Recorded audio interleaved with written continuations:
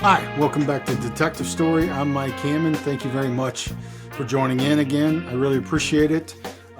Today we're moving on to episode 2 of the Magdalena Idzikowska case, which again is a kind of a description of a case that we worked on that took much of our career to get resolution to at a time where we were still working on other cases. But this case in particular, it was a lot of detail work, a lot of really kind of grinding street investigation that really gives you some insight, I think, as to what a homicide investigation really looks like, especially from the perspective of a Chicago homicide detective on the west side of Chicago, obviously. I'm joined again in this episode by Chris Kafcas and Mike Pietryla, my partner, and we're going to kind of wrap up this investigation for you in today's episode. I hope you're enjoying it. I hope you're finding it interesting. If you have questions, anything that's not answered in these episodes that you're curious about, please reach out. I enjoy the interaction. Again, my email is the best way to get me, and that's mike@detectivestory.net. And I will respond to you and answer any questions you have or criticisms or whatever, however you'd like to interact. I'm happy to get it. So we'll move on with today's episode. Again, keep in mind now that the material discussed in these episodes are of a pretty heavy nature. And we're talking about murder and violence, violent death. If those things upset you, give some real thought as to whether this is for you. I'm not trying to scare anybody off, but I want to be realistic and not cause anybody further trauma. So here we go again, episode 2 of Magdalena Idzikowska, Maggie, and I hope you enjoy it, and I will talk to you afterwards. Thank you very much. I'd like to take a moment from the program to have a real talk about safety and security. Toward that end, I would like to introduce you to my friends over at Blue Knight Security Solutions, your ultimate partner in protection. Blue Knight Security Solutions isn't just your average check your ID at the door security company. They're a team of elite detectives, investigators, and law enforcement professionals with unparalleled expertise. Especially in this realm, I would not vouch for just anyone. I confidently endorse Blue Knight, however, because I've seen and I know their skill sets firsthand. Whether you need their real-world investigative prowess or securing your home, business, synagogue, church, or event, Blue Knight has you covered. From risk assessment to tailored security plans, they'll ensure your safety is priority number one. Please don't get caught in the trap of having the illusion of security. Make sure you are actually making yourself, your loved ones, businesses, and community actually more secure. Blue Knight Security Solutions provides street-smart operators who can handle any situation. Heading out for the evening, worried about your kids heading out safely? Forget the uncertainty of ride shares or cabs. Blue Knight offers secure transportation with trained security operatives who prioritize your safety every step of the way and will get you where you're going with the confidence that you are well protected. Contact Blue Knight Security Solutions today at 773-706-4920 or visit BlueKnightSecuritySolutions.com. That's night like Knights of the Round Table. BlueKnightSecuritySolutions.com. Don't forget to mention my name, and I promise they'll make you feel like family, because your peace of mind matters. Hi, welcome back to Detective Story. Thanks for joining us again. This is episode 2 of the Magdalena Idzikowska investigation. Again, I'm joined by my guest, Chris Kafcas, my buddy and my old partner, Mike Pietryla. I really appreciate them joining us for this. And we are going to continue on with how this investigation played out. So thanks for joining in. As always, we appreciate it. Please download, subscribe, give us a review if you like it. It helps us out a great deal, and we really do appreciate it. All right, Chris, take it away, buddy. So, let me get this straight.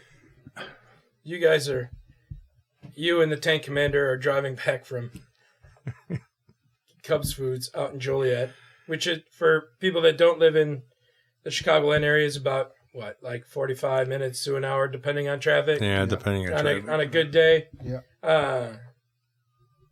It was Joliet State Prison that was the beginning of the Blues Brothers. Just a note. That's correct. Right. And you get a phone call from another policeman. Yep.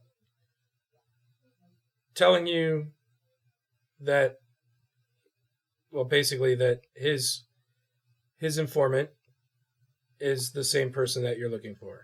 Or does it goes in the reverse order? It goes the opposite way, actually. Right. He had called me right after we left the house on Superior saying, hey, were you just at this house on West Superior asking about a murder? And I said, yeah, we didn't say anything about a murder, but yeah, we were there. He said, well, I have an informant there. If you need anything, let me know. I'll reach out to him. And, of course, just out of courtesy, I didn't ask him his informant's name or anything. So then we go to the Cubs Foods, trying to tie up those phone records and the woman who'd gotten calls and this guy who we believe had the phone, possessed the phone because, of the variety of calls. And then the Cubs Foods manager in Joliet identifies the guy for us, tells us his name is William Moore, and he tells us that his emergency contact is the house we'd been to on Superior, and the woman who told us, I don't know anybody, I don't know anything, right? So then we get back in the car and start our way back in, and I called my buddy, the policeman, and I said, hey, I wouldn't normally ask such a thing, but it's kind of important. Is your informant's name Bill Moore? And he said, how do you know that? Yeah. And I said, well, brother, I think he's the guy I need to talk to. I mean, I don't know that he's our killer yet, but I know he had a phone that I need to talk to him. And at that point, my buddy's like, well, he goes, to be very frank, I know him, I've dealt with him, but he's actually my father's informant for a long time.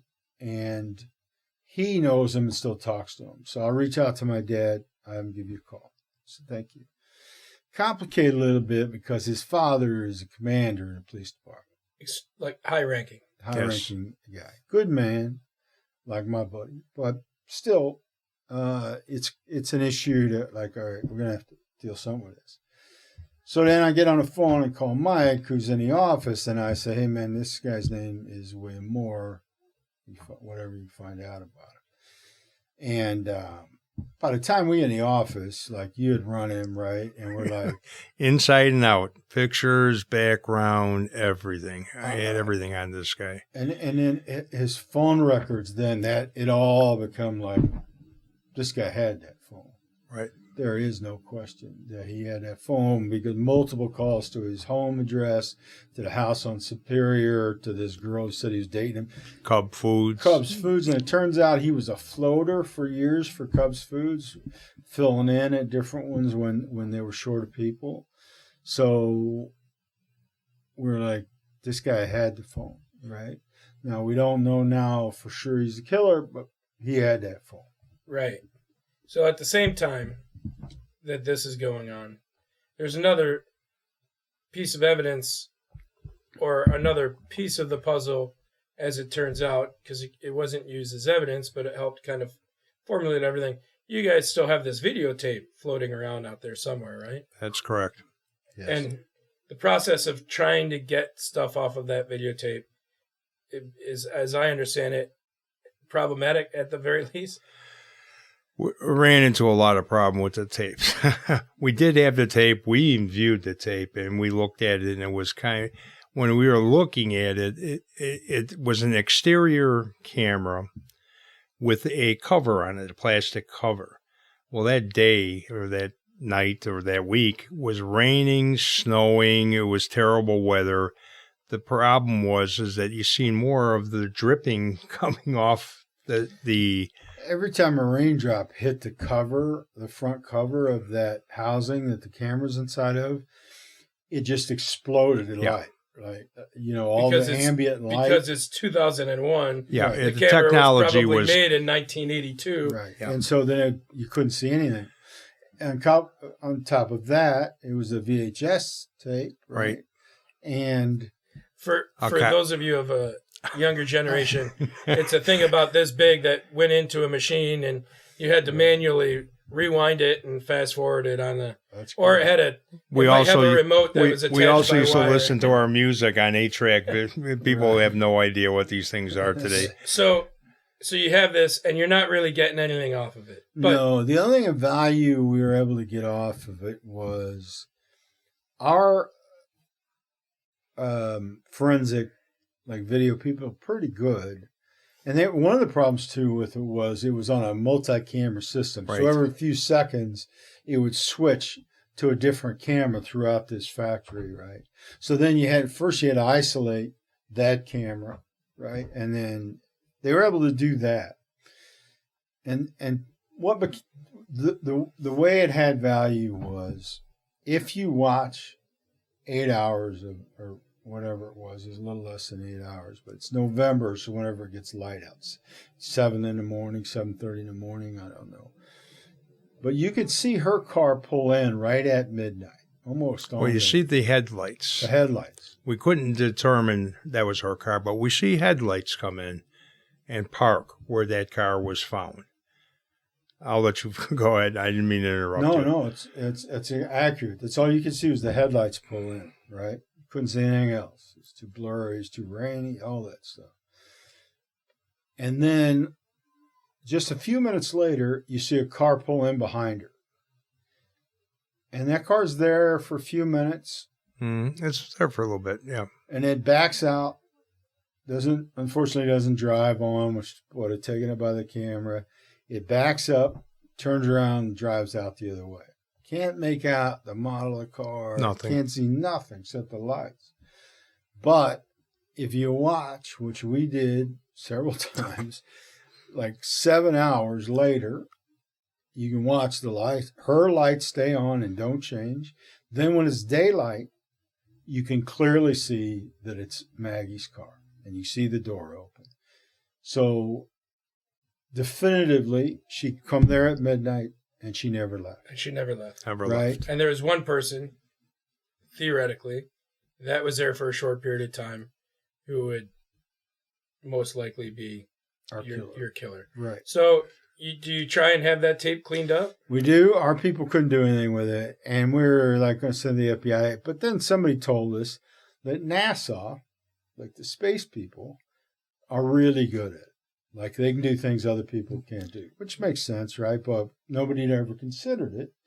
So we reach out to NASA, which seemed like this is all right, right? And they were cool. They're like, yeah. But we have a process. And the process is you have to hand carry it down here. And then we have the local sheriff's department who will accompany you in. And you have to sit with that deputy while There's a name for this process, right? It's Chain of custody. yeah. we call it now the tank commander process. But Or the not little exactly his name. But and the reason they do that is they don't want to be part of the chain of custody. They don't want to have to send somebody up to testify. They want Right. us and this deputy from down there to be independent witnesses. They just don't want to be tied up with Right. it. It's just a logistics thing. It's fair, right? So we're like, awesome. We'll send it down there, right? Or we'll come down there and do it. So we're making plans. But then, I don't know when that was, 2002, 2000. It's easy to determine because the second space shuttle tragedy occurred. That second space shuttle that blew up and killed all those astronauts happens soon after we make this agreement. And they call us and they're like, sorry, everything's off the table. We got to work on this, which of course is understandable, sure, please. So we're like, that videotape I don't know if it's ever going to get any. It's a super long shot anyway, but that's the way it worked out, right? So then we put it back in inventory, kind of forgot about it, and moved on with doing other things with the case. And then one day, several years later, NASA calls us and says, hey, are you guys still interested in having that tape reviewed? And like, yeah, we are. That'd be great, you know? So the tank commander flies down there and they sit and do it, but they just couldn't do any more than what we could see. Had already been done. You know what I mean? So it's just a kind of a fascinating story that like NASA, cool. Also, I got to think another frustrating piece of this puzzle, a piece that could very well make the case suddenly just turns out again. Ultimately in trial, it certainly made it easy for the state's attorney, who was Bill Delaney, and his partner, who's still working. So I haven't talked to him to get his permission, but I did talk to Bill. Bill, the great state's attorneys do a great job prosecuting this case, but it just it gave them really great ammunition for that closing argument. Say, look, what else would you have liked for these guys to have done? You know what I mean? Right. Like, they went to silly degrees almost. To NASA. They went to NASA. They went to NASA. Yeah, NASA. And it also eliminates the argument from the defense attorney. Well, you guys found this tape. How come it wasn't processed? Something you didn't like? You went to NASA. Yeah, and it was done, and they ran through their talk to those guys. Technology, you know, the best in the world, and there was nothing at that time. Maybe today they could do it, but at that time they could clean it up so far. Right. But that tape would play a part until the very end. And I'll explain that later, but that tape had relevance until the bitter end. So now you have the name of William Moore. Mm-hmm. You have information that he is also a confidential informant for someone high-ranking in the police department. You got to be scratching your heads and say, like, what other turn can this make? And then what happens? Yeah, I mean, we were kind of like, wow, how about this caper? Huh? I mean, it just was, there was no predicting what turn it was going to take next. But he had to be talked to. The other thing we needed to know, or we wanted to know really badly, was, is there any connection between him and Maggie, right? So first things first, we talked to the commander, who was awesome. He's like, yeah, I'll get a hold of him and have him come to my office, which is a little unconventional, but he's commander. If that's what he wants to do, that's the way we'll do it. I mean, unconventional in that we prefer to do interviews like in our space, kind of, you know what I mean? Especially with a guy that's potentially a suspect, which this guy certainly was, because of the phone records. I wouldn't. That's, I think, suspect's about as strong a word as you could. Person of interest is the words they like to use now. But right, yeah. He was a suspect. He was a suspect, right? Yeah. So in the interim, we had talked to, she worked at a place called Union Health with her mother. And Union Health is, I don't know exactly what they do over there. They're kind of a clearinghouse for medical. I think Union Health is like the medical facility for unions. You work as a factory worker and they have a particular union. Well, you need a physical to get the job. You go to Union Health. They do it. Right. So they worked there. They were employed by this company, which is in the medical section. Maggie, her mother, and a good friend of Maggie's by the name of Tamara. And we had talked to Tamara before. Or no, maybe we hadn't, but she had been interviewed. No, I think we did talk to her before, and she told us her relationship with Maggie pretty much. Yeah. But she could not, I think she may even have given us the the current boyfriend's name, I think. Jawan. Yeah, Jawan, who we eventually ruled out of this thing. But she definitely now needed to take a look at some pictures of people and be re-interviewed. and anybody else at the office. But she was the one she palled around with the most at the at work. For sure. So we decided, well, let's go by. So we scheduled the interview with the commander, with William Moore. And then I'm not sure, it might have been the same day, but very closely before the interview with William Moore, we go by to talk to Tamara. And what wasn't my shining moment as a homicide detective, I had the file, kind of our working file. I'm carrying around. I had a big picture of William Moore, like a full page printout of a mugshot of him, And so we're talking to her, and eventually we're going to get around to, like, we're going to mention his name and ask you. Right. She's not a witness, so this really isn't a critical issue. It's just not ideal way to go about things. But I'm trying to find something to ask her, and I'm flipping through this file, and you were there. The tank commander was there. I think that was it. And she goes, hey, can I ask you a question? I said, sure. She goes, what? Do you have a picture of William Moore in there? Bill Moore in there? And I'm like, yeah. Yeah, we do. I do. As a matter of So I fact. pulled a picture. I said, do you know him? She goes, I know him well. Why do you have a picture of him? I said, well, so now if she's a witness, that's a problem, right?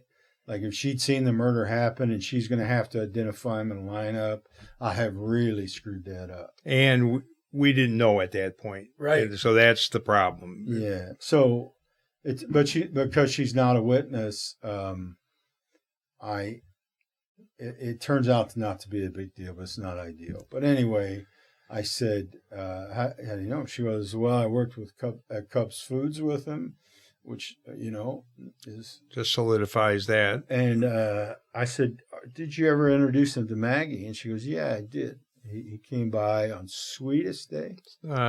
Valentine's Day, Sweetest Day, one of them. Yeah. Yeah. And to see Tamara. And Tamara never Brought her dated flowers him. and candy. I remember that. He did. And brought her a sandwich. And he said Maggie went out with me, and I introduced him.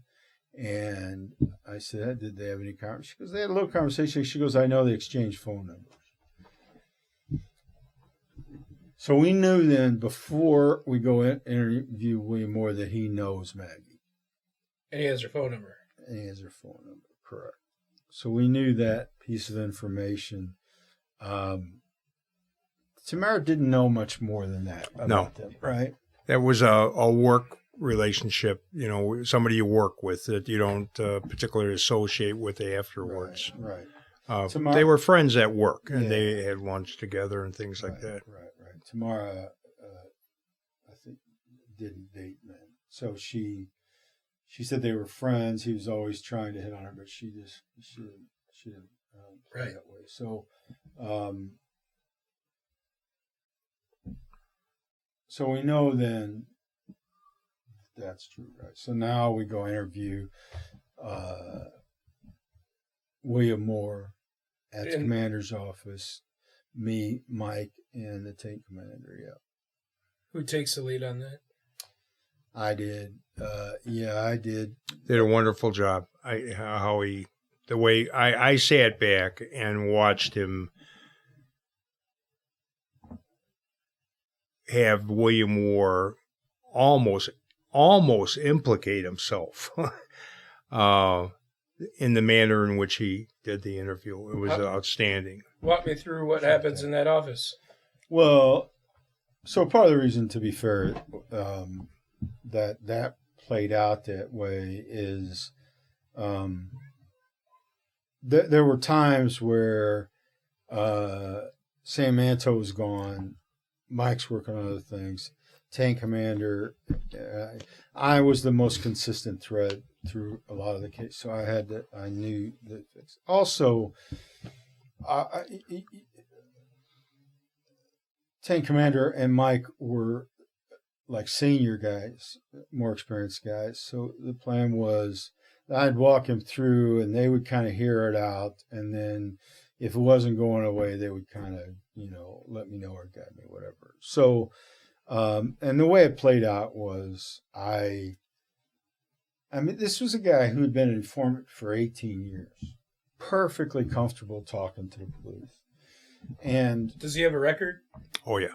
He did have he did have a record. When he was younger, he had pretty significant record, armed robberies. Interestingly enough, the only thing that he'd been arrested for in the years prior to was domestic violence. A woman who we interviewed on the South Side who dated him for a short time, which was an interesting story in itself and telling. But he had not had a criminal record in some time at the time we interviewed him.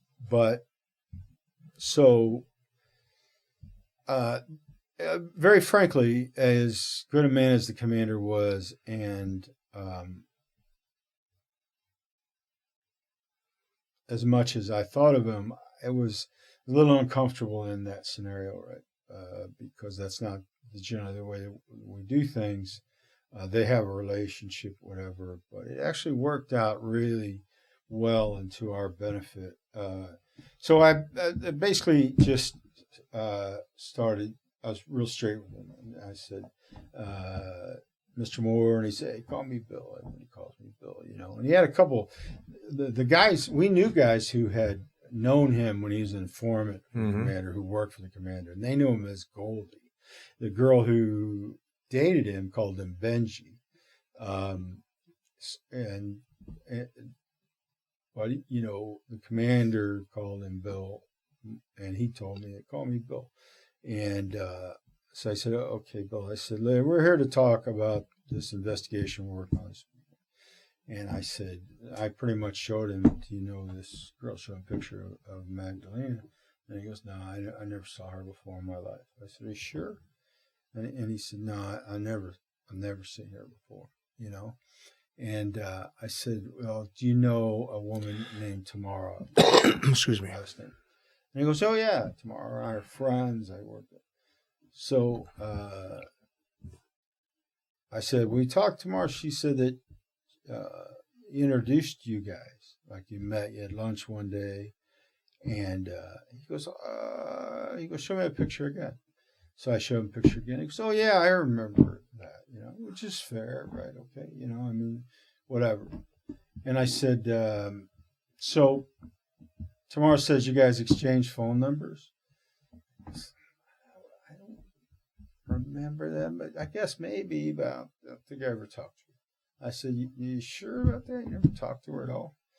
And he said, yeah, I'm pretty sure. I said, okay. I said, this was the first real kicker, right? I said, do you recall this time period, 2001, and this interview took place in 2004, May of 2004 was when we interviewed him. So 3 years later, I said, do you remember 2001, did you have a cell phone that you carried? And he says to me, straight as an arrow, I never owned a cell phone in my life. I said, never owned a cell phone? And he said, no. I said, what's that on your hip? He had a cell phone on a holder on his hip. Yeah. And he's like, oh, yeah, I just got this, And I'm like, you just got it? I said, so, like, if I check your phone records, it's going to show what you've had it a week? And he first started showing a little nervous hesitancy. And the commander, who was kind of trying to stay out of it, says, Bill, like, you had a cell phone for years. I always call you on a cell phone. And he's like, yeah. I just don't normally carry it. We had some story, and I just let him go with that. I'm like, okay. I said, so you very likely had a cell phone back then. He said, yeah, I guess. I said, so does this number ring a bell to you? And he goes, nah, I have that phone. I said, so I pulled the phone records. I said, where do you live, Bill? He tells me, and I wrote it down. I said, all right. you got family at this 4800 block of Superior? He goes, yeah, I do. I said, and you work Cubs Foods? I said, you how many Cubs Foods? He goes, I worked at all of them. I was kind of a runner fill-in. I said, how about this one? Yeah, this one. Yeah. I said, and you're dating a woman at the time named Hale? He goes, yeah, that's right. I was dating her. I said, you remember she lived on Lawndale, whatever. I just went down. And he's like, yeah. I said, hey, I want to show you something. Look at these phone records. That number I just described you, look at this. Called your house. Well, you see your father lives there, right? You say, yeah. He was sick. Called there 10 times. Called Wanda Idzikowska. Called this Cubs Foods, this Cubs Foods, this Cubs Foods, this Cubs Foods.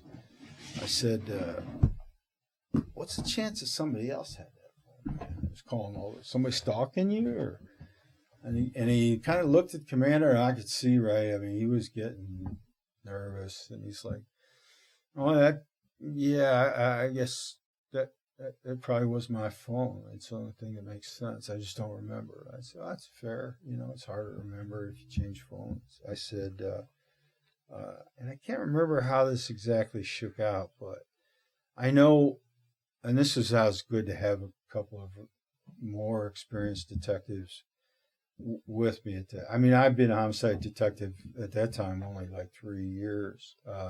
It was a busy 3 years. Oh, yeah. But, I mean, it had only been 3 years. These guys have been a lot longer. But I could feel that he was getting uncomfortable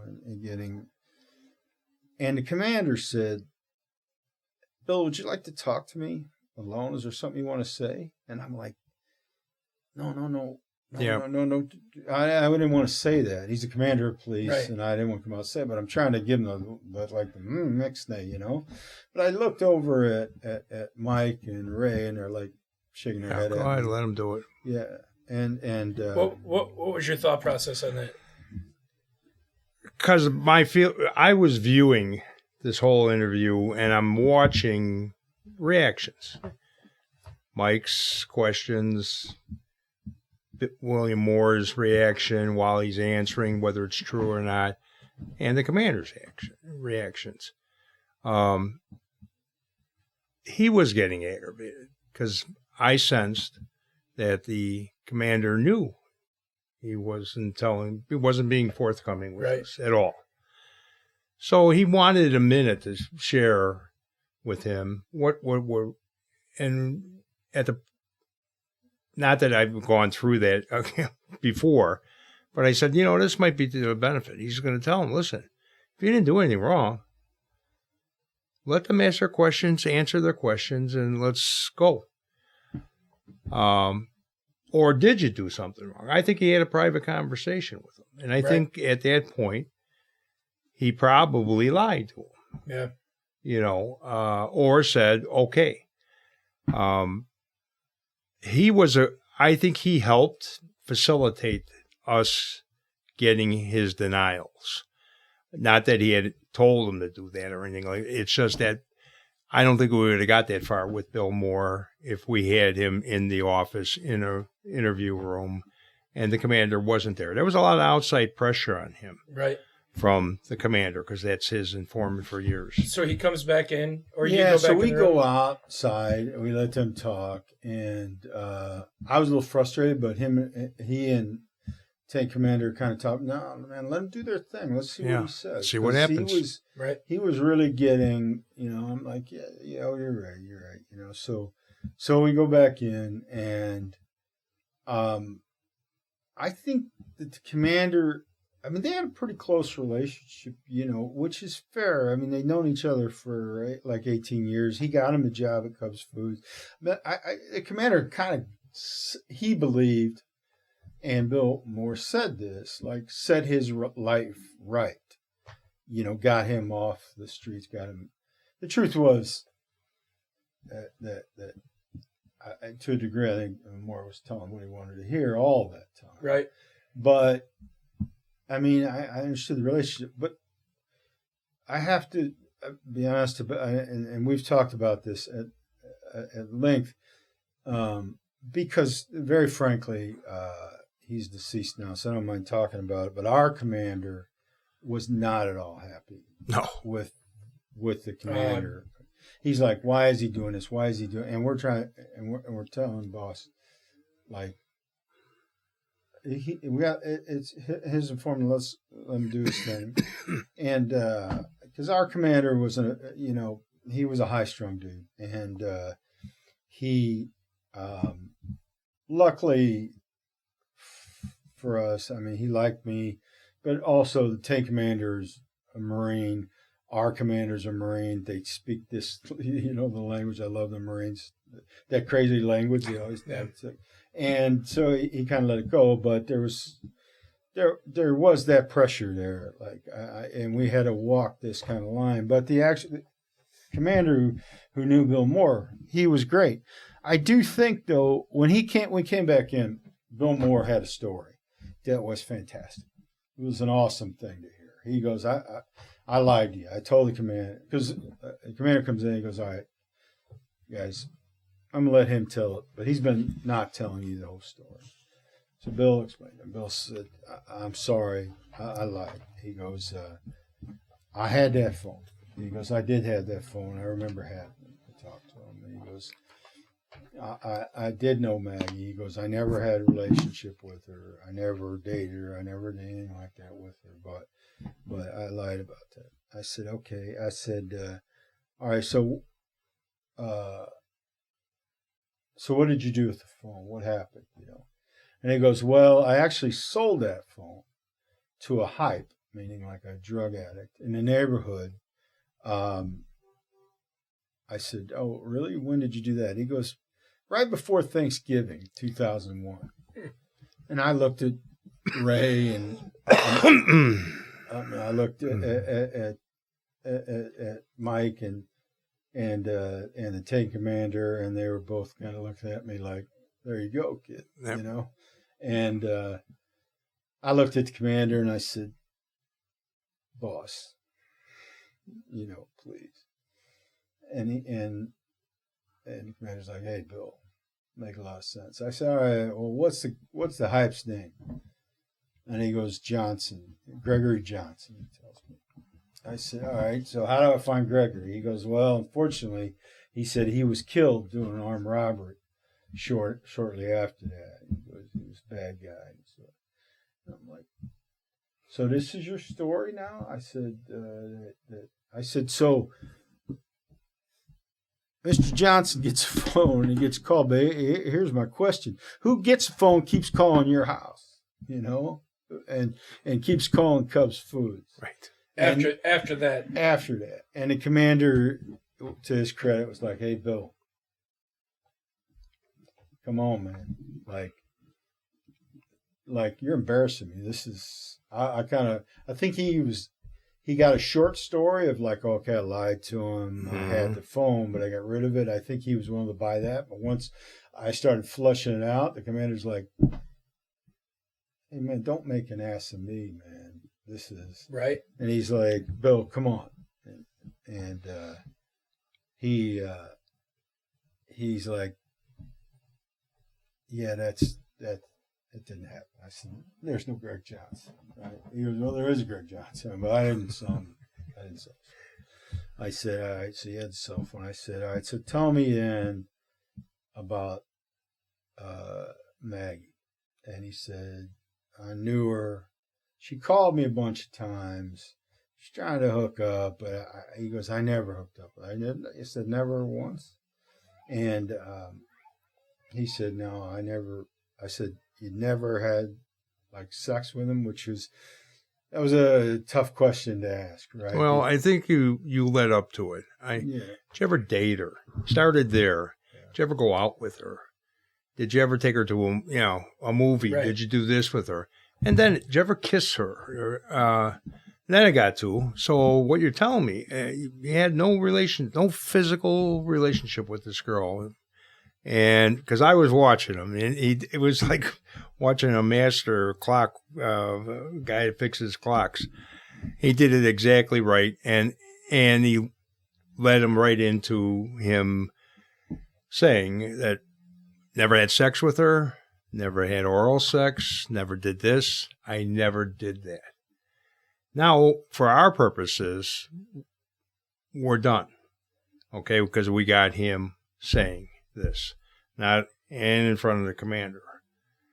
So it wasn't quite done. I'm sorry. It wasn't quite done. No, not quite. Oh no, it wasn't quite done. We weren't going to do anything because we still had to do other things. The Derek Coleman thing. Derek Coleman, right? Go ahead. I'll let you finish that because I don't recall. Were you headed there? I'm sorry. No, go ahead. No. I was just saying how you did it. You did it exactly the right way to lead him up to casual acquaintance to I never had sex with this girl. Right. So definitively now, we're in a position where if we can get his DNA, right, and it's his, he's our killer.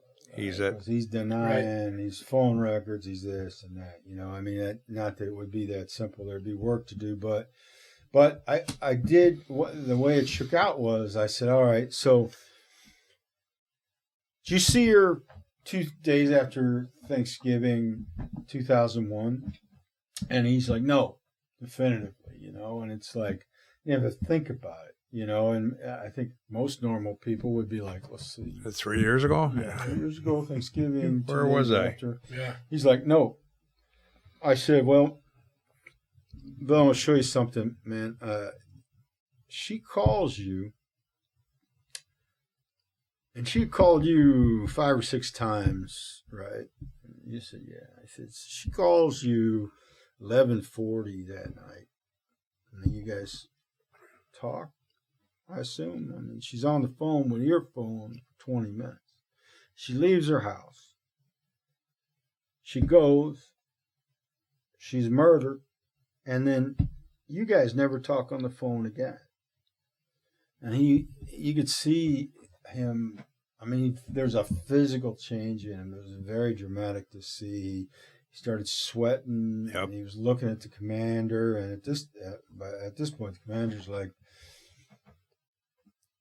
yeah, the commander sees what's happening. I want to hear this myself, right. I mean, to the commander's credit, he stuck through it because I think that a lot of people have been at some point would have been like, I'm going to leave this to you guys. Yeah, I'm out of here, yeah. Because he's kind of, he even made himself a witness to this conversation, which is to his credit, I mean, especially a guy his rank didn't have to do that. And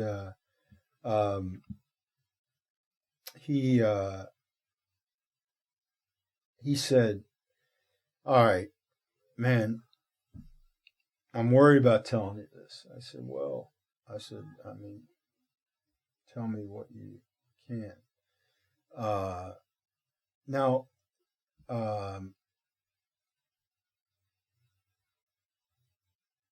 I said, he said, I was with a guy. He's a scary dude, but I put him on the phone,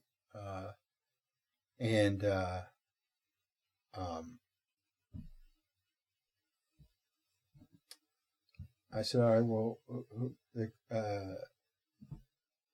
I said, who was the guy? I said, I know it scares you, but man, we're getting down to the nitty gritty here, right? He said, well, they call him DC, and I'm like, I know. The only one DC's talking about. I said, all right. I said, I know DC. I wonder if it's the same one. He goes, probably. I said, well, all right, just tell me his name, And he said, Derek Coleman. And they're like, yeah, same DC. I had a history with Derek Coleman, West Side gang, tough guy, right? And not a pleasant history myself, But I said, well, how's that shake out? And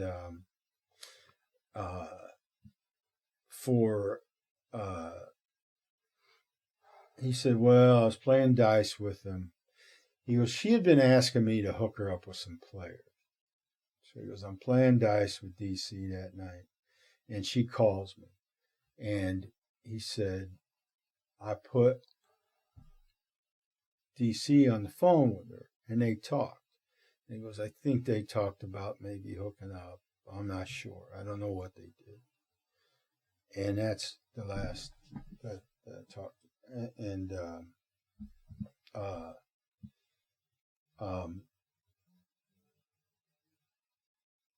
I said, so you're telling me that you talked to her and in maybe D.C.? So that opens itself up to all kinds of cool stuff to talk about, And for any attorneys out there that are concerned in listening, I had Mirandized him inside the door, giving him his Miranda warnings, But I looked at Mike and the tank commander, and they're both kind of shaking their head like, it's time, And it was time to say, oh, give him the out, which is the play, right? Always when you talk to somebody like that, you want him to have an out. That's how to. So the out, it was time for the out, and I said, all right. I said, okay, that makes sense. I can check that out. So, but you never had any relationships? Yeah, we went over there. I said, so here's an easy way, Bill, to get yourself out from underneath this. And that's to give us a buccal swab. Do you know what that is? He goes, no, it's a DNA sample. Take your DNA. And now, we didn't tell him that there's DNA on the scene, that she had sperm inside. We didn't had mentioned any of that, But, man, he got pale and was sweating, and he looked at the commander, and I don't know about them, but I'm holding my breath, and the commander's just like, you didn't do anything wrong, Bill. Now's the time, and he's like, oh, okay, all right. So we can take buccal swabs from people, and we had during the course of this, we're trained to do it and that. But it's better to have an evidence technician do it. For a suspect, if you can. Sometimes you just can't, you know what I mean? Like, right. We go to Nashville and interview that guy, the tank commander and I took DNA. There's nothing wrong with it, as long as you follow chain of custody, do all that stuff. But it's just better and more official to have an evidence. So either him or tank commander went outside, ordered an evidence technician to come there, and he got there pretty quick, but that was some of the longest, whatever it was, 30 minutes. It wasn't that long, especially waiting for an ET.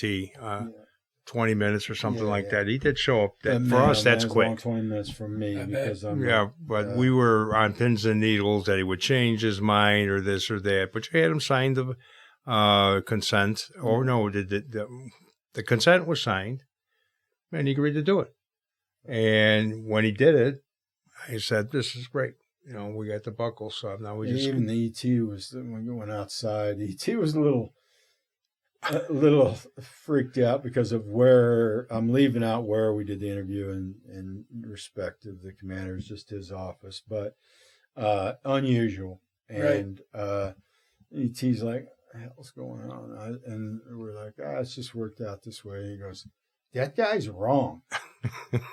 Like, his mouth was dry. I thought he was going to faint. I said, yeah, man, And I still say the fact that the commander was there, in spite of what our commander did not like that we conducted it there, put the pressure. That was a lot of pressure for him. External pressure for him to continue. At this point, I mean, the guy's a hardened criminal, right? Is he thinking that he's going to get out of this? I asked myself to this day. Mike and I've talked about it. And Commander,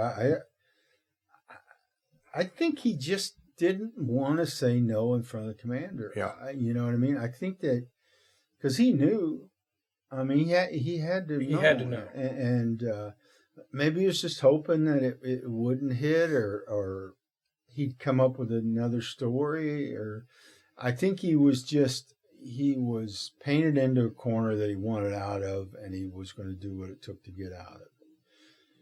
And it's an odd thing. You know what I mean?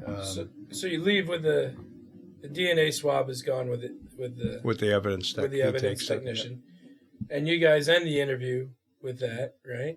Mm-hmm. And the next step is to get a hold of DC, I suppose.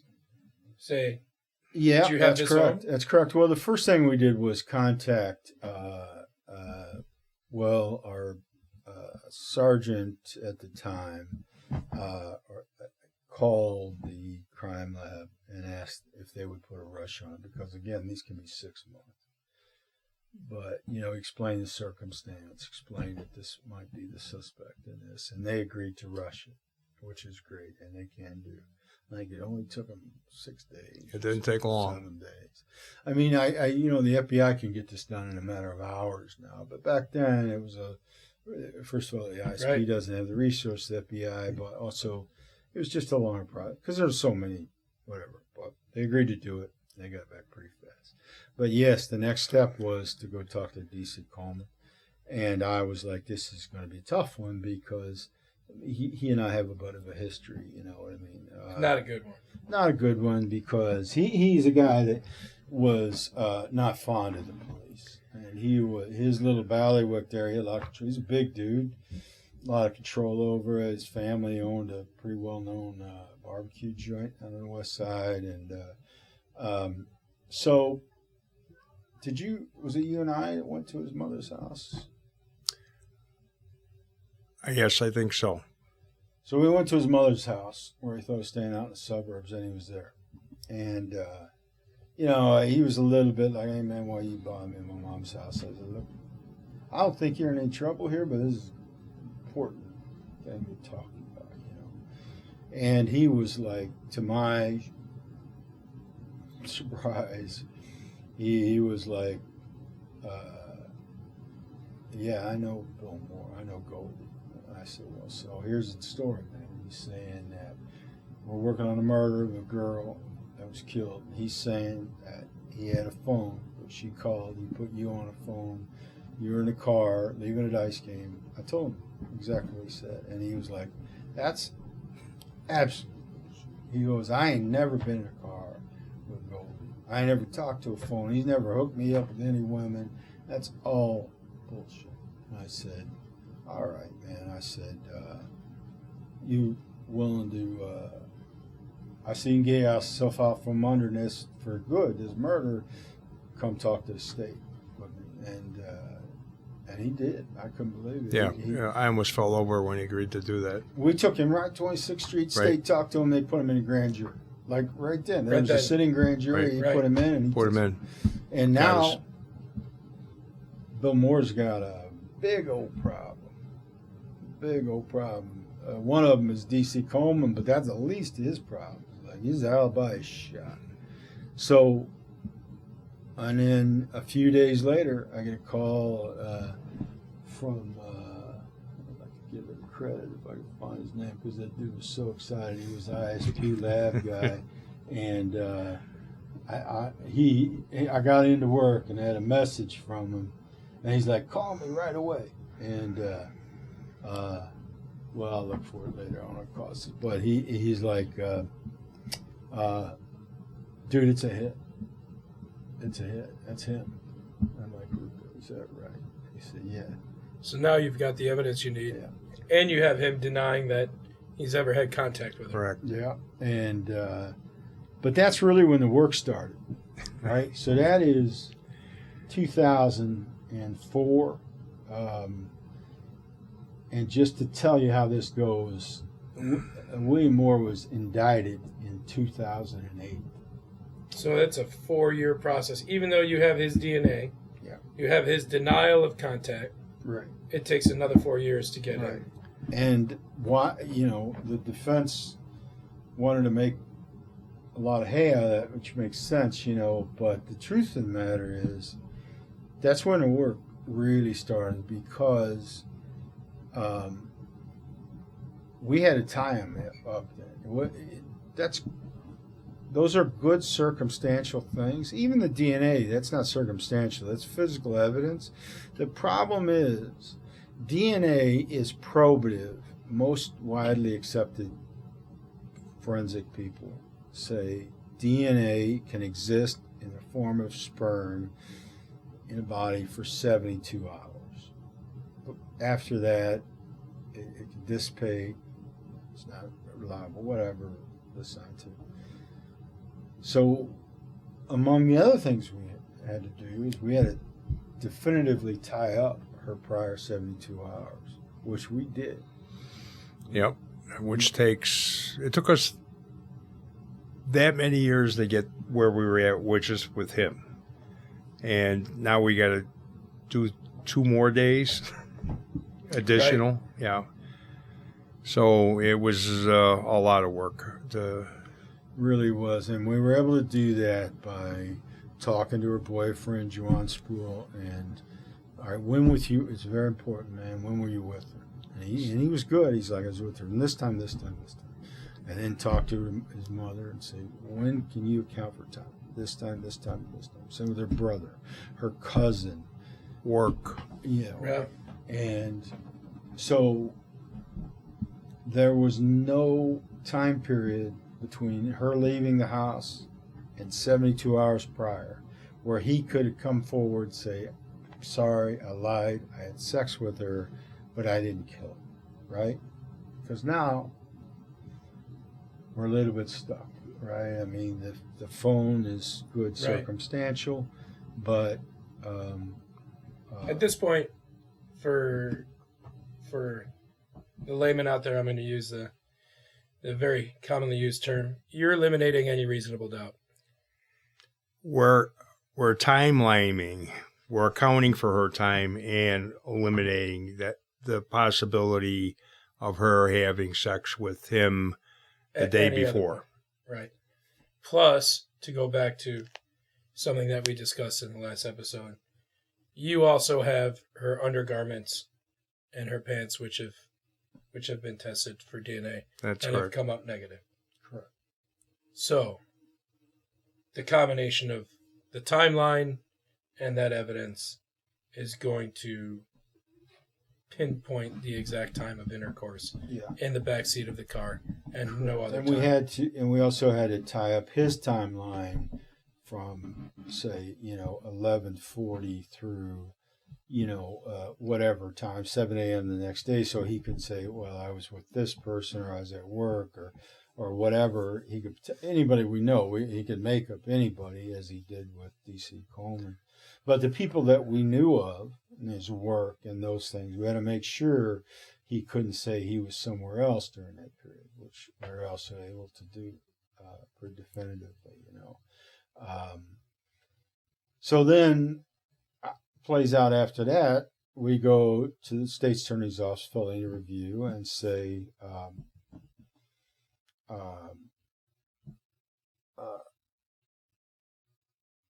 this is what we have, So now, in the interim, the law changed. When the first time I interviewed him, there was no Illinois statute to command that we videotape interviews with suspects. So now you've got to re-interview. As a matter of fact, you could not, by state law, without someone's consent, record them, which is still state law outside of the caveats of now people being investigated for crimes. But so by state law, we could. The first time I interviewed him, I couldn't. The only way I could have recorded him was to ask for his permission to do that. And you're not going to do that in those cases. It doesn't make sense. But by the time we complete this investigation and tie up everything else, I think there was a couple other people that we needed to find an interview just to tie up, and we'd done that. What was the biggest time? The Nassau thing we had to deal with. That was a long time. 2007. So that had to be that. He had a very distinctive vehicle. He drove a big station wagon. Yeah, big like Impala station wagon, or a Buick or something. It was a monster. And we thought, man, if we can at all clean that video up and it's that car, he's done. You know what I mean? Like, so that video we wanted to get to NASA to see, and what I said was 2007. By the time the take commander was able to take it down there, so I think that was the most of what took. So, but there was a lot of things to tie up. But anyway, so the state's attorney's office, they liked the case, but they said what we need is for you to get him on video, since that law now, and have him repeat the same story, right? And so that's what we did. How does that interview play out? Does he tell the same story, or has the story changed at this point? It was great. I wasn't there. I don't know if I was on vacation or anything, but I know Mike did it. Yeah, it played out exactly the same way. Right? Same way. I played it a little differently, but I got him in. We got to put out an investigative alert for him, which is a stop, for policemen that anybody sees him. And I think we had a gang team that found him for us and brought him in. So just walked him through it. But this time I played a little different tack. He was real friendly with me, which was, I think, just his nature, because he had been, he had worked with the commander so long. He felt comfortable around policemen. I think he really felt like. Plus, nothing happened to him all that time from the first time. Right. So he figured, good. Why not? Right. And so the first thing, he's got to be thinking 4 years. He's like, he's in good DNA shape, evidence. right, I'm clear. Like, they would have already talked to me by now. They would have arrested me by now. Yeah.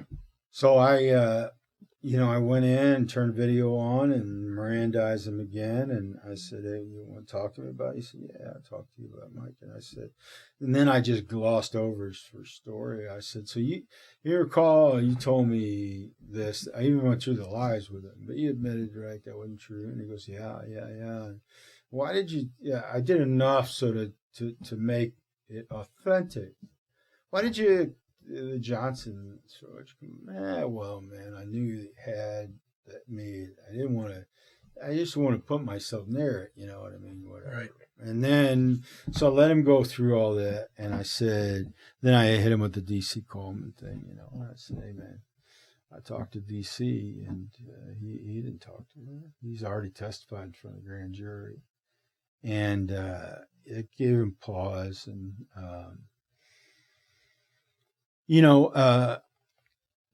I was still kind of walking this fine line with him because I desperately wanted to know what happened. I wanted him to tell me. And I kept feeling like he was getting there. Because at one point he said, anytime I brought it up, and I tried to not bring it up very much because I needed to establish it, but I don't want to belabor it, was, you guys never had sex. Right? You never had any contact with her. And he said, no, I never did. And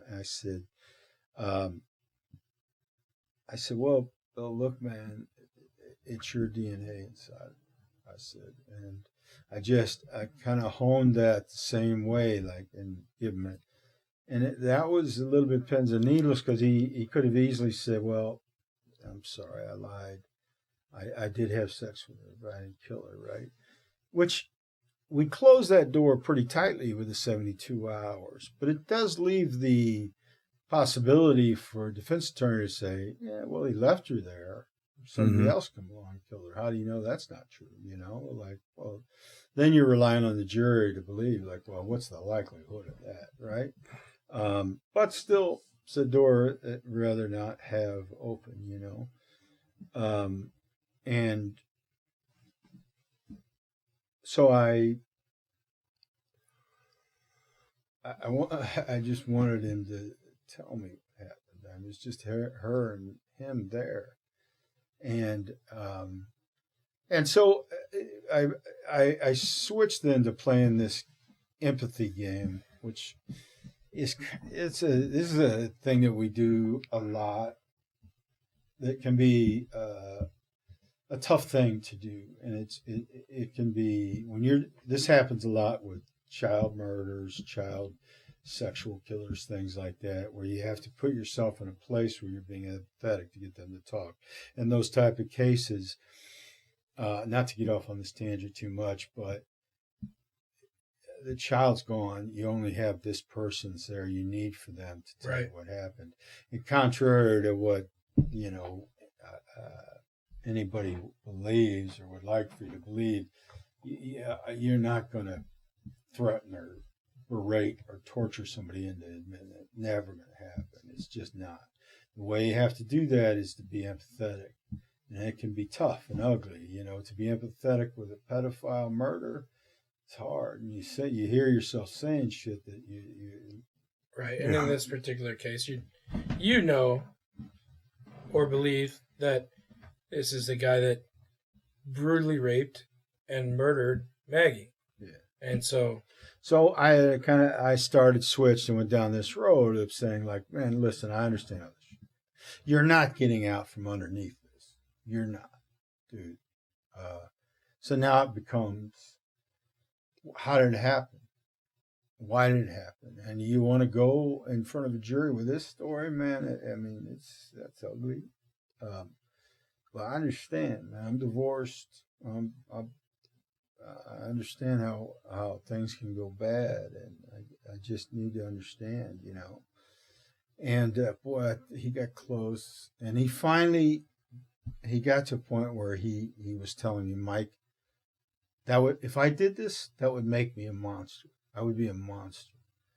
And a couple of times I said, no, I don't agree with that, Bill. I don't think that makes you a monster. You've led a good life. I mean, does it make you a monster? You had this bad thing happen. And only you know why. It doesn't make you a monster unless you are a monster, and then explain to me what happened, And boy, there's a couple of times I'm just like, he's like, no, I'd be a monster. I'd be a monster, And I got, and so we reached this point where it wasn't going any further, and I think he needed medication too. He was on medication for something, so I needed to get him. We had to take him to a hospital because we can't give him his medication, right? And so I couldn't let that go very long. I didn't want to, and also you can't. You could hurt the case. So I said, well, let's take a break. And how soon you need medication, whatever. And he's like, well, I need to take it within 4 hours or whatever. I said, all right, let's get that thing care of. Because again, this is friendly. There's no antagonism. But then I go, I thought you were there, but I guess you. No, I came in because I remember you coming out. Okay. And so we got somebody to take him to the hospital for us. And then I was talking to Mike and Tank Commander and a couple other guys in the office and the state's attorney who was there for felony review.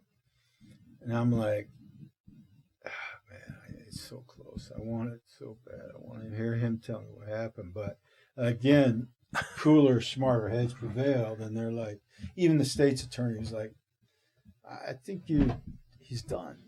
He's done. He's painted himself into a corner. If you keep playing this game, I know we'd all like to hear him say he killed her. Yeah, and the reason why. Right. But you're leaving all the time, leaving the door open for something ridiculous that's going to give the defense, something to hang their hat on. Right. And right now, what do they have? So he comes back, and at that point, I think it's done. Yeah, state's attorney approved charges. Yeah. Based on just that. By the time he came back, we had enough to get the charges approved. And so. I think I just went and told that Bill, like, you're going to be charged with this murder. You go downstairs. And he was like, all right. He's friendly. He's like, I appreciate it. Being treated the way you've treated me. I said, well, man, I appreciate you talking to me, whatever. Which also played well, I think, later, all that. It was very difficult for his defense to say that, like, I had threatened her. Yeah, you're because we get, they always make accusations that we coerced something or threatened them or withheld medical attention, withheld meals. It's always us. the nicer you are, the more you give them, Right. especially when you have enough. It's time to close the door at that point. Yeah. We'll never know. And as it turns out, Yeah. we'll never know. No, so the way it plays out then is we go to trial, and he had a public defender in the first trial, and at trial, his defense tried to hit hard on where we'd interviewed him and why, because he didn't tell her that he was an informant, which is kind of silly, because I mean she wouldn't, I don't think would, and we weren't going to bring that out at trial. There's no reason for it. It wasn't Right. relevant, and we're not about fronting people off, even in that. I mean, we would for the case if it was necessary, but if it's not necessary, that's not our gig. We're not gonna just unnecessarily front somebody off. But he fronted himself off because he wouldn't, and so she just kept hammering it to me, and it was actually Mike was on the stand and finally just said, well, we did it there because he'd been an informant for commander for 18 years or whatever. And she was like, whoa, now. Eyeballs open. I can't imagine what was going through that defense attorney's head.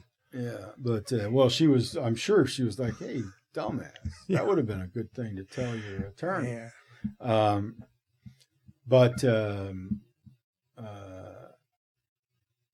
So then the way this plays out, he's found guilty. And the judge was a good judge. I always liked that judge because he was hard on us. He was hard on the prosecution. He was hard on us. But if he felt like that we'd proven our case, he was hard on the defendants. He hammered them. And I like that kind of judge. I think that's the way it should be. Like, all right, we have the burden of proof, and we need to prove it. And if we do, then we deal with it. Yeah, and we expect justice. He sentenced him. Again, Bill Delaney, his partner, did a brilliant job of prosecuting this case. Like to the sexual assault, his defense attorney made the very kind of fair argument. Like, there is no proof she's raped. There's no trauma to her vagina, any of that stuff. There's no proof that she was raped. But the because one of the charges is criminal sexual assault. Correct.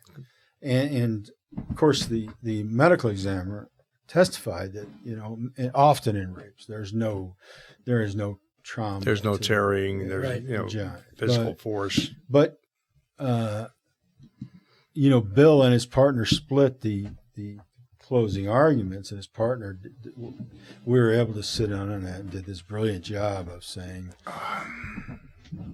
just taking crime scene photos and saying to the jury, just show it. Does this look like consensual sex? You know what I mean? Oof. And I was sitting in the what do you call it, the public section, watching this Gallery. The gallery, and I was like, nicely done. Yeah, we did that. Done. Yeah. That's a tough one. So convicted of all charges? Yeah, life plus 30 years. Right? So that was, 2009, I think? Mm-hmm. Yeah. And then, so we got pretty close with the family, her brother and mother. Especially The mom. father was kind of, I think he went back to Poland. He was devastated by it. You can understand. But her mother and brother, we got pretty close with, which you kind of try not to do, but it just happens. It's a course of things. They're good people. And of course, they're Polish. So she loved Mike. And she was very nice family. Always wanted to have food for us when we come by and that. And so they were very pleased and happy, and closure's just the wrong word. I hear that a lot. People need closure. There's no closure. It's just answers. It is a door closing, but it doesn't. It's not like it makes it all go away. Right. Maggie's still dead. Gone. And right. And Wanda, her mother, visits. Both of them know that the last moments of her life were just horrible. Yeah.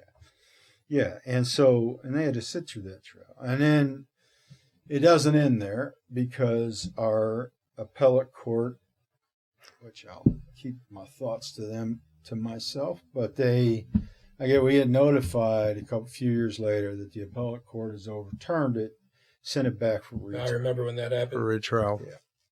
Yeah, I remember talking to you about that because I took that much too personally. You know, I mean, in retrospect, but and it was over this ridiculous thing where his attorney didn't object to the jury seeing my interview with him on video.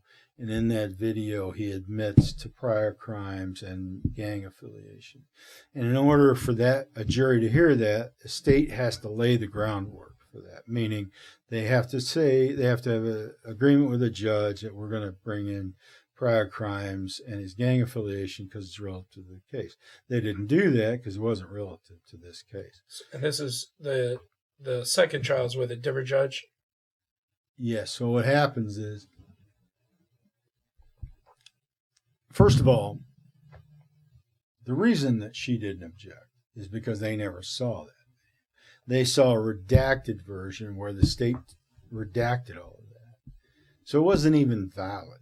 But they said she should have objected anyway, sent it back for retrial. It's my personal opinion, and only my opinion, you civil attorneys out there, that they just didn't like the sentence. The length of the sentence. Whatever. I have no proof of that. It's just my opinion. But anyway, it gets sent back for retrial. The judge who heard it the first time recused himself because he said, I believe this guy did it. I can't be impartial, which I respect. But so he hands it off to another judge, and also a good judge. But when I say good judge, I mean like fair, tough, but similar. Like, you got to prove the case if you do. So we had to retry it. This time he had a pro bono law firm representing him, right? And that trial was a doozy, right? I mean, I don't know how many. That was the summer before I retired, I think. And he took the stand in that trial, which he had to. He had to explain away the DNA, And because here's the way this works at trial. When you're a witness, which as detectives who testify we are, you can't be in and listen to the rest of the trial. Right. Anything. Right. The only thing you could be there is closing arguments. Right. And then the jury's decision and all that, and sentencing. But you can't be there for other witness testimony. So I wasn't privy to Bill Moore taking the stand. But again, Bill Delaney and his partner tried it for the state. And they're just damn fine attorneys. And of course, the law firm that was representing him were good attorneys as well. Actually, his public defender was a good attorney. Thorough, anyway.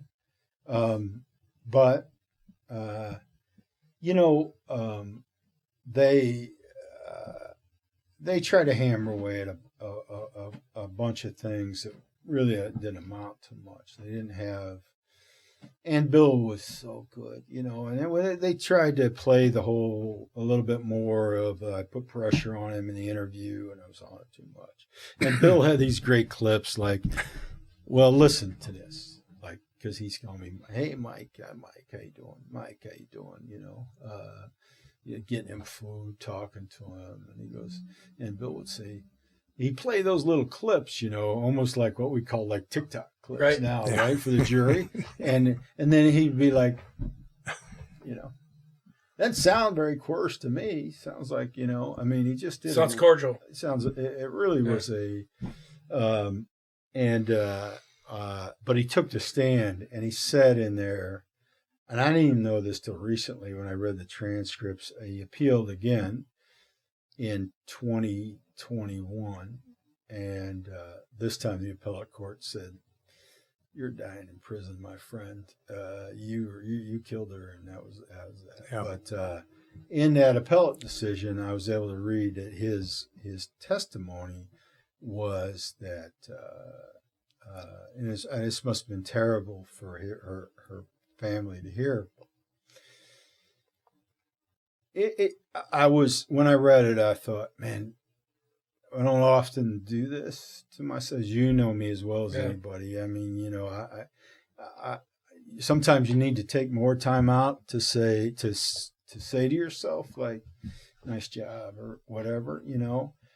And it's hard to do that, I think, especially like for us, because it's just not in our nature. No, it's not in our nature, and the wave of cases keep coming. Yep. So you start to congratulate yourself on one, and then the next one you're going to screw up, right? I mean, they just you gotta just keep, you know, that's the job. But when I read his thing, I thought, well, we did a nice job on that, because he said that she had called him and he's at work, and that he agreed to pay her for sex, and she came to his house and he paid her $200 for sex, and then she left, and he don't know what happened to her. All right, so now he's explaining his DNA, and I'm surprised the defense kind of let him get away with that particular story, but maybe that's all they had. I don't know really, but man, that don't work. That don't work, because, and I know Bill had eaten him alive on the stand, you know, I mean, but because you guys had done this 72 hours prior. Yeah. Also, like we had that when you mentioned earlier, the panties and the jeans, pretty significant, right? Because what are the chances that she has sex? He said it was unprotected sex, right? It's because he wants to explain his DNA being inside of her. Chances that she leaves there, puts her pants back on, drives away, and there's no leakage. It's pretty slim, right? But also, I mean, they don't live that close. I Google mapped it. I mean, this is when we were preparing for this podcast. Right. It's a 24-minute drive at 2 a.m. and this would have been like midnight, so close. That's when I ran it from her where she was living to where he was living. Right. So no traffic. That's like no traffic. 24 minutes. So then, physically impossible. That. At 11:40, she leaves her house, drives to his house, has sex, and then drives back another, I think it was 17 minutes, to where she's found killed. Right. And is stripped naked, shot, and murdered. Right. It is a logistical impossibility. And so I'm sure Bill hit on that. I don't recall now, but it's unnecessary. Like, so he's found guilty a second time? Found guilty a second time is great, because the judge sentenced life plus 30 years. Yep. Same exact thing, you know. And then about a year ago, I got notified that he had died in prison. And we were just talking about that while we were taking, you know, earlier before for the show. And even at that, I called his Maggie's brother and mother and told him, you know, he had passed away. And the strength of these homicide victims' families never ceases to amaze me. Yeah, how they look at all the time, the amount of time that it took to her death till he got convicted, then sent back for retrial, and then again, long time for a family, and they're reliving it the whole time. When you think it's done, it's not done. And that's where how we started this thing, when we say you take the puzzle and throw it. And we put it all together. The only piece that we could not find was why. Why we didn't have the opportunity. And, you know, I can live with that. Yeah. Yeah. I mean, we were just having this. I mean, as Cormac McCarthy says eloquently, at some point you have to put a tourniquet on it, right? I mean, but when I heard that he died, I got notified from IDOC, the Illinois Department of Corrections, that he had died in prison. I was like, damn it, man. I wish I'd known that he was sick. I'd like to go and try to talk to him one more time just to see if he would tell me, how did it happen? Why did it happen, you know? But as we were talking outside, I mean, we did everything we could do, Right. and you got to put a tourniquet on it. In the end, I think I know what happened. I think we've talked about I think this. we have a pretty good idea. She, in the end, I think she was just a playful girl who would kind of tease and play with guys and was borrowing money. She wanted to move out of her parents' house to move in with her boyfriend. So she was borrowing money from somebody. So I think it was probably pretty easy for him to kind of, I'll lend you some money, meet me over here, whatever. And he, I think in my head, he decides, I give her money, we're having sex, right? So he's clearly got a gun on him. I'm extrapolating out a story here, clearly. It's just my opinion. But I think what happens is he forces her in the back seat, forces her to have sex, and then she tells him, I'm calling the police. I think it's just that simple. Could have been a number of things, but I think it's just that simple. I'm going to report this to the police. He's been around. He knows. And a telling thing with this, I mentioned earlier he had gotten arrested for domestic disturbance. Right. We went down and talked to that woman, and she told a really fascinating. She said she met him. She worked at Cubs Foods, and she said they went out a few times. It was fine, but she goes, I just didn't think he was really into me because he wasn't calling me back. He wasn't. And he goes, then one day I go out with this guy friend of mine. He goes, we're not even dating, we're just friends. And he drops me in front of she lived down South Side. He said, my friend drops me off in front of my mom's house. She goes, I think I did give him like a little peck on the cheek, but that was it. He goes, I get out of the car, I'm walking to my house, and she goes, Bill Moore comes walking up. And he's like, what are you doing? He goes, who's that? And she goes, it's just a friend of mine. He goes, I'd like to talk to you a little bit. She goes, well, all right, come inside. So she's living with her mother, who's like an 80-year-old, woman, African-American woman. And so she said, goes in a bedroom, her bedroom, says hi to her mom. She goes in the bedroom with Bill Moore, and he flips. She goes, he switched, turned into, I didn't recognize him. It's terrifying. He broke her arm or wrist or something, grabbed her, or maybe it was her, I don't remember, but it hurt her. Her mother heard a commotion, came with a pistol, put a pistol to him, and said, get out, I'm going to kill you. And he did. And it's interesting part of that, when I'm interviewing him on video, I mentioned that. He goes, yeah, man, hey. He denied it was physical, right? But he does say, the mother. That crazy mother pulled a gun on me, and I think she was going to kill me,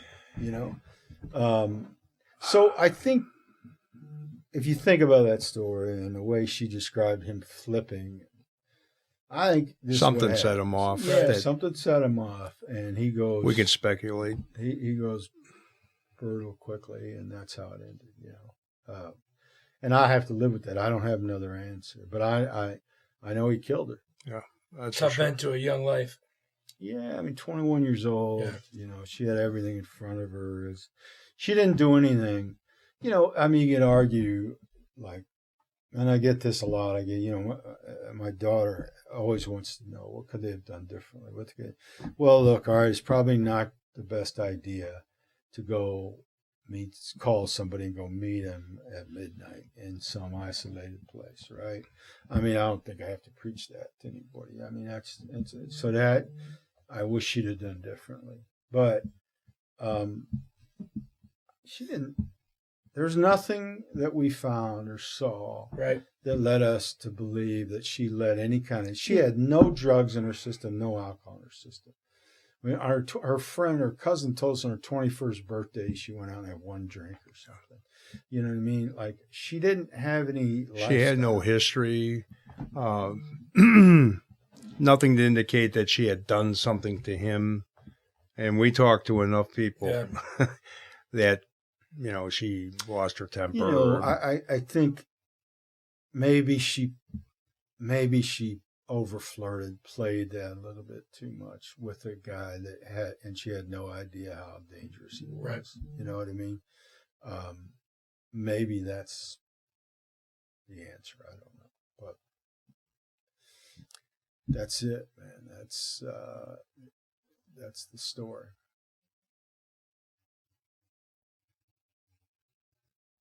So I can't think of anything else. I got nothing else either. All right. How does that feel for you? Feels good. Yeah. Good. Yeah. All right. Hey, thank you very much for joining us. I appreciate you jumping in again.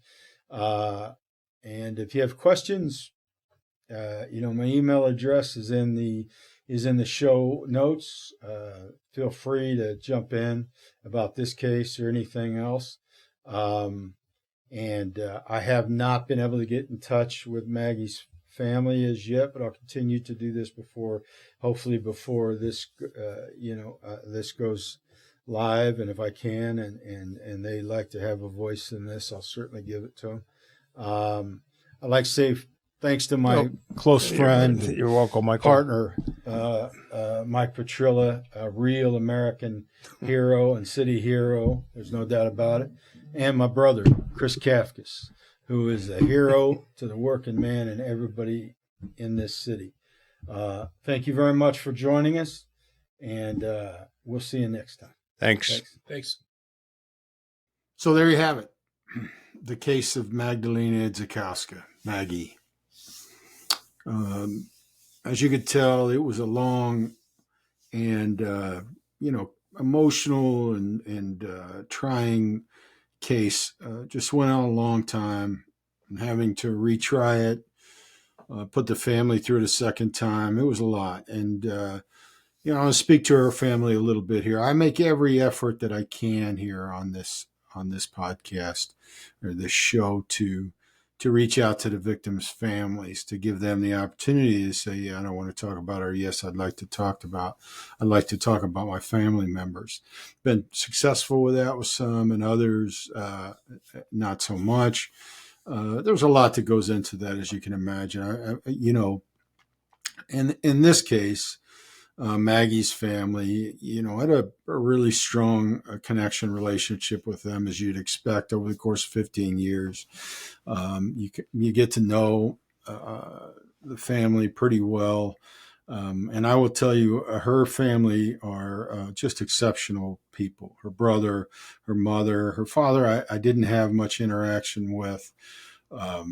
This whole process was very difficult for him, I think. And, he had all the emotion that you have the right to when you lose a daughter. And I know he moved back to Poland for some time. Her mother and her brother, I had a lot of interaction with. They're tremendous human beings. Her mother had been a nurse in Poland before she moved here, so she had has an amazing constitution. And though she was devastated by Maggie's death, and will always be there with her, she could have really tough conversations, and I always admired her for that. And her brother is an amazing human being as well. A lot of respect for them both. I did reach out for them, and I've not heard back. But to be fair, I've not really pushed that issue. They, as you could tell, probably in the description of that case, they went through a lot. And I think at some point I wanted to give them the opportunity. On the other hand, I don't want to take advantage of that relationship or push them outside of their comfort zone. They've been through enough, and they've moved on with their lives. And I don't, if they hear this, I think they know that I'm thinking about them, and I have their concern in my heart as always. I'm always happy to talk to them, but I was not going to be in a position where I was pushing them to be involved in something that, they might not want to be a part of. If I hear from them in the future, I will certainly let you, my listeners, know. And if they want to come on and talk about Maggie, of course, you'll hear that. But as for now, I wish them the best, and I know even doing this episode is going to be somewhat traumatic for them, but they have my utmost respect and concern as always. Okay, so beyond that, if you have questions about the case or there are things that are unanswered, please reach out to me. Happy to do it. There's a lot that went into this. I know there is. William Moore died in prison. He had had a multitude of health problems, and I will be honest with you. When I heard that he had died in prison, there's probably some relief to it, and I certainly let the family know right away. Their big concern was they had kind of moved on and forgiven him. Their big concern was that he could never get out and hurt anybody again. So I think that closed that door for them. For me personally, I got to admit, I would have liked to have one more opportunity to talk to him to see if he would just kind of come clean with the final moments of Maggie's life and tell me what happened. It's kind of here and there. That's just one of those doors you like to have shut as a homicide detective, but you have to understand that it may just never work that way. There is no doubt that William Moore killed Magdalena, and the physical evidence, the circumstantial evidence, his own lies, even in, reading the final appeal that he did with the Illinois State Supreme Court, which I'll put a link to in the show notes here, where they finally just rejected all of his claims and basically said, they found that he was guilty and was not going to get out of prison. They talked about, which I didn't have access to, we talked a little bit about in the episode, his statements in court where he did testify at the second trial. And the reason you don't have access, as I talked about, I'm a witness, I'm part of the investigation, so I can't be in, except for opening, closing arguments, I can't really be in the case where we have people testifying, so as not to eschew my testimony or any witness testimony. But later, I learned about his testimony, and of course, the great state's attorney who prosecuted this case, Bill Delaney, really beat him up on the stand because he had lied so much and he was so inconsistent in his stories. His attorney was represented at that time by pro bono law firm, very good law firm. He got a very good defense, but their hands were tied by the fact that he had lied so much and told so many different stories and painted himself into such a corner. But it was very telling to know that, he tried to explain away her DNA by saying that she had come to his house and they'd had sexual relations there, and then she hadn't washed herself and she'd left immediately. Very convenient, right, for the evidence to try and explain away the evidence in the case, which he lied about up to that point. But of course, that didn't hold water for a couple of reasons. One, we had the outstanding work from the Illinois State Police Crime Lab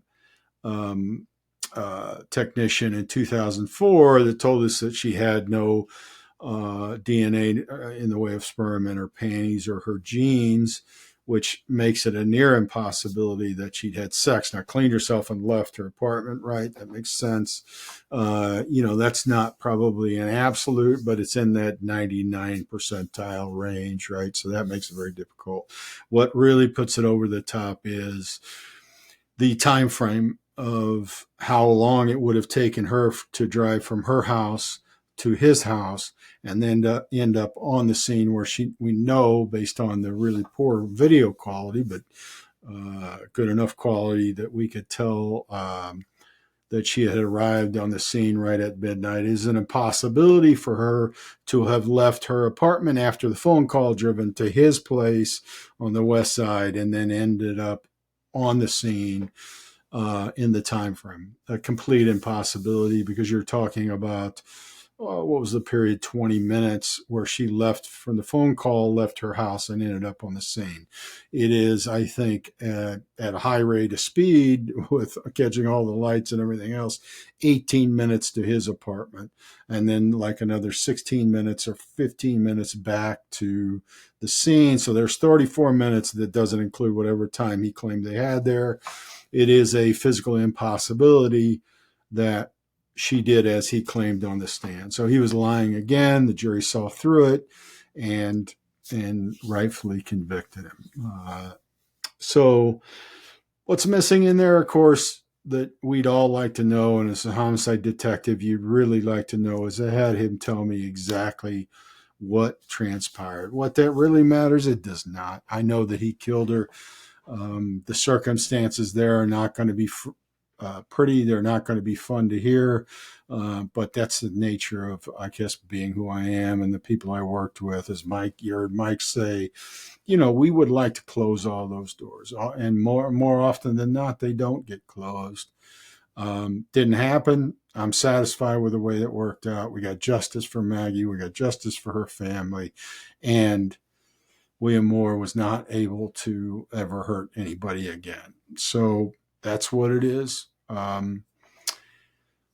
think that's all I have for this case. We'll be moving on to other cases. We've got some open cases we're going to be looking at. I'm going to be partnering with some of the guys I worked with, some of the people I worked with, to try and get resolution to some still open cases. I'll be talking about some other cases I worked on that were of interest and some of my partners worked on, I think you'll enjoy.